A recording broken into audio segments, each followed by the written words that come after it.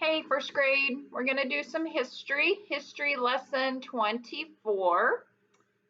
So let's take a look at our names, places, and vocabulary. The names that we'll hear today are Abbot of Aberbrothock. Isn't that fun to say? Aberbrothock. So the Abbot of Aberbrothock, who is the preacher there, and Ralph the Rover. Ralph the Rover. So those are our names. Our places are the North Sea and Inchcape Rock. Inchcape Rock. Our vocabulary, the North Sea is off the coast of Scotland. Scotland, did you hear me? I said Scotland, you guys. What happened? I went to Scotland and borrowed their accent. Okay, and our vocabulary words are buoy. Does anybody know buoy? Buoy, if you've been to the lake or the ocean, you might know that word. Vocabulary word, vocabulary word, vocabulary word. Buoy is an anchored float. So pretend like your hand is floating, but your arm is the anchor. That means it's attached. But on top of the water, you see something floating. So we'll do this for buoy. Can you do this? Buoy is an anchored float. Loading. Okay, that's buoy. And our other word was plundered. Plundered. Does anybody know plundered? If I show you this and tell you it's the 8th commandment, what do you think that means? Yeah, plunder means to steal goods. To steal. Plunder means to steal. Can you do that? Plunder means to steal, which is what commandment? That's right, the 8th commandment. Do not plunder, do not steal.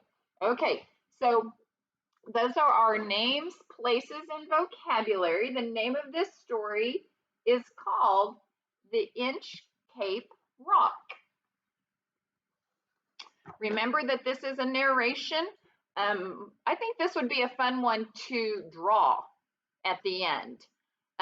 So you, of course, if you just want to do retell, you do the retell, your narration. You can also do narration by drawing a picture, okay?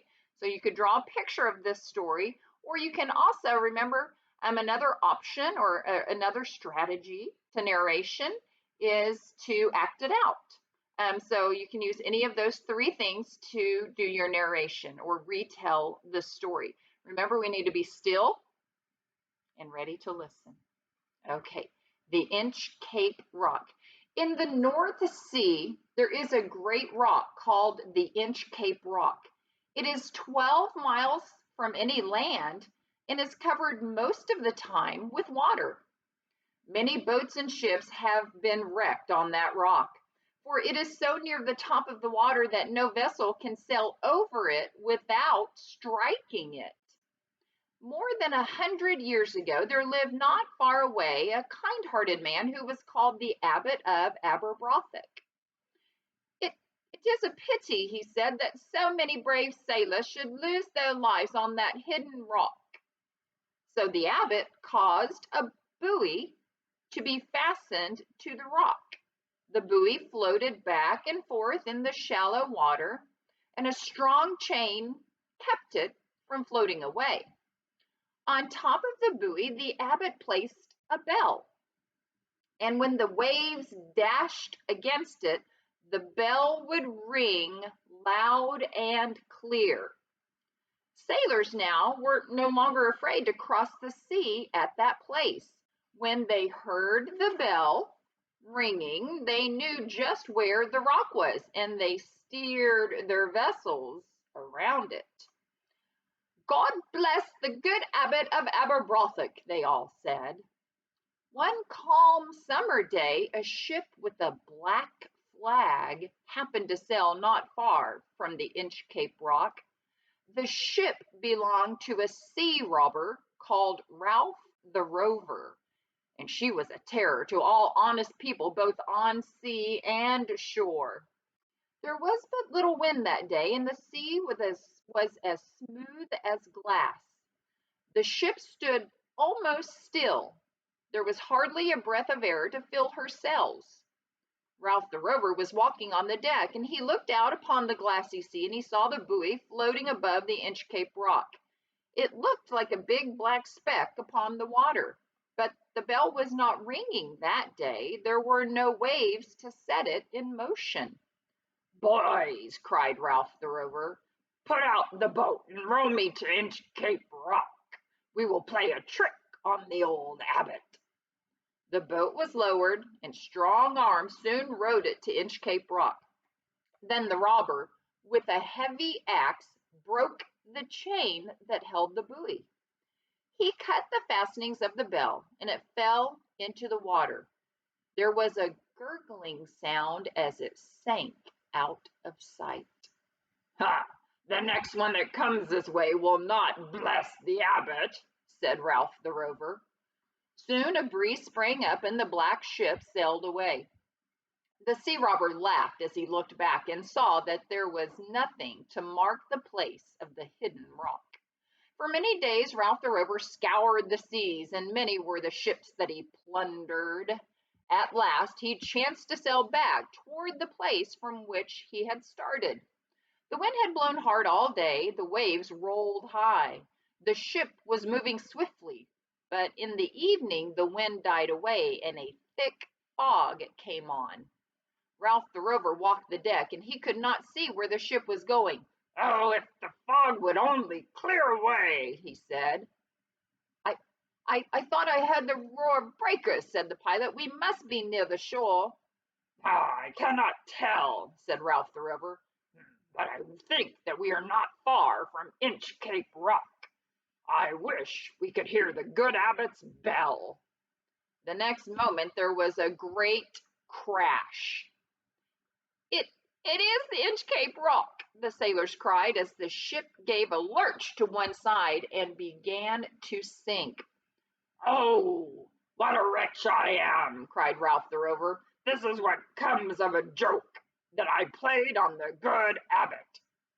What was it that he heard as the waves rushed over him? Was it the abbot's bell ringing for him far down at the bottom of the sea? Okay, so that was Inchcape Rock. I've got a few things I'd like to show you. This is a painting done by Peter Graham. He painted this in 1908. This is what he thinks. Well, and probably because people saw it and knew it, that is, as you can see, Inchcape Rock. As you can tell, when the water gets really high, you can barely see the rock, and there is the bell attached to protect the sailors as they come that way. Here's some other things I found that are kind of interesting. After a time, they did decide that they needed to put a lighthouse there because it was so dangerous. So here is, it's called Bell Rock now. I wonder how it got its name, Bell Rock. And this is the lighthouse that is there today. You can see when the waves are calm, you can see the rock, and it is a big rock. You can sure understand how a ship, if it couldn't see that rock, would wreck right into it. And here, when the storm or the waves are up, I found a picture of, you can see there, when the waves come up, you can't see the rock at all. So it was very dangerous for sailors, that sometimes you could see it and sometimes you couldn't. And imagine at night, do you think you could see it at all? Well, of course not. It was night, and it's almost 12 miles off the shore. So you think if you're that far from the shore, you should be safe, and you're really not. Now, there was a poet named Robert Southey who wrote a poem called The Inchcape Rock, and since We did talk about this being Poetry Month in April, and I was thinking about, what could we do? And I'm not going to assign any poems. I'm not going to assign any memorization of poems, although I think that would have been great fun. Um, I'm just, we're just not going to do the extra work. You're welcome. But I did find a poem, and I thought I would read it to you. It's called The Inchcape Rock, written by Robert Southey. This is called a couplet. A couple means two. And so this poem, each stanza of 4 lines, it has an A, B, B pattern. So line A, they rhyme. Line B, B, they rhyme. They're called couplets because they're a couple. They're together. So as you listen to this poem, you'll hear this poetry, um, I guess, a form. It's also called a didactic poem, if I'm saying that correctly, because that kind of poem also teaches you a lesson. And do you think, unfortunately, Ralph the Rover learned a lesson a little too late? Um, so here's the poem. No stir in the air, no stir in the sea. The ship was still as she could be. Her sails from heaven received no motion. Her keel was steady in the ocean. Without either sign or sound of their shock, the waves flowed over the Inchcape Rock. So little they rose, so little they fell. They did not move the Inchcape Bell. The abbot of Aberbrothock had placed that bell on Inchcape Rock. On a buoy in the storm it floated and swung, and over the waves its warning rung. When the rock was hid by the surge's swell, the mariners heard the warning bell, and then they knew the perilous rock, and blessed the abbot of Aberbrothock. The sun in heaven was shining gay, all things were joyful on that day. The seabirds screamed as they wheeled round, and there was joyance in their sound.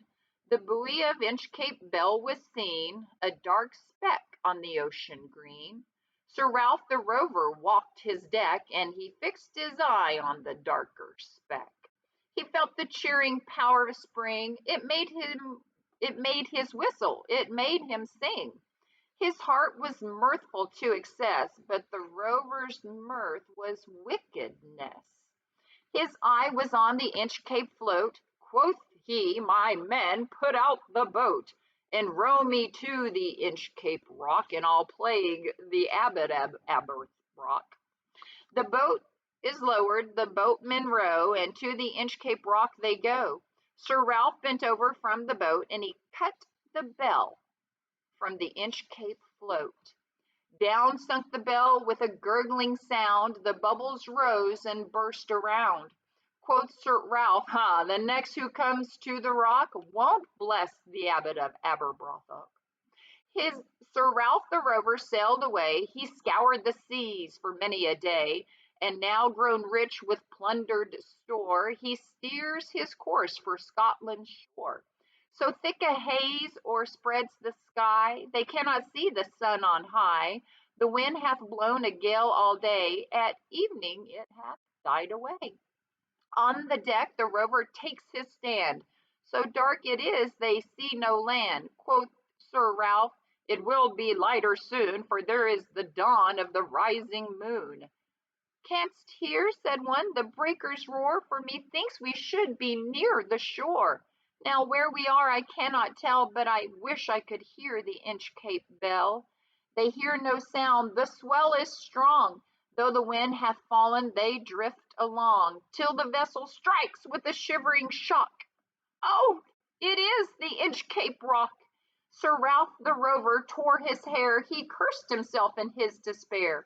The waves rush in on every side, the ship is sinking beneath the tide, but even in his dying fear, one dreadful sound could the rover hear, a sound as if with the Inchcape Bell, the devil below was ringing his knell.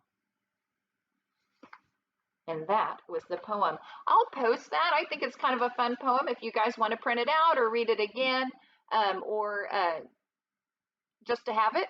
And I will give you your narration prompt. And then, of course, if you would like to choose any other different way to do your narration, thanks for your good listening. Here's your prompt. In the North Sea, there is a great rock called the Inchcape Rock. All right, do your narration. Thanks, first grade. Love you. Okay, bye.